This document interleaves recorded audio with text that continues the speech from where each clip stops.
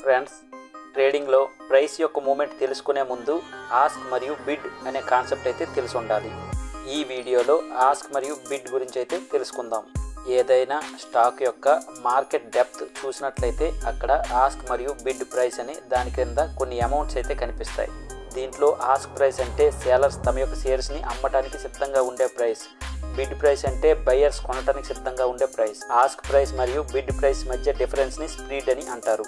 Ask price అనేది ఎప్పుడు కూడా బిడ్ ప్రైస్ కంటే ఎక్కువగా ఉంటుంది. ఎందుకంటే సేలర్స్ ఎప్పుడు ఎక్కువ రేటుకి అమ్మడానికి చూస్తారు, అదేవిధంగా బయర్స్ తక్కువ రేటుకు కొనడానికి ట్రై చేస్తూ ఉంటారు. ఫర్ ఎగ్జాంపుల్, బయర్స్ ఏదైనా స్టాక్ కొనడానికి 100 రూపీస్ బిడ్ చేస్తారు. అదే స్టాక్ని సేలర్స్ 102 రూపీస్కి ఆస్క్ చేస్తారు. ఈ మధ్య డిఫరెన్స్ని 2 రూపీస్ని స్ప్రెడ్ అని అంటారు. ఇక్కడ 3 రీజన్స్ వలన ప్రైస్లో మూవ్మెంట్ వస్తుంది. ఒకటి, బయర్స్ 102 రూపీస్ దగ్గర కొనడం, సేలర్స్ 100 రూపీస్ దగ్గర అమ్మటం, లేదా బయర్స్ మరియు సేలర్స్ కొద్దిగా అడ్జస్ట్ అయ్యి 101 రూపీస్ దగ్గర బై సేల్ చేయడం.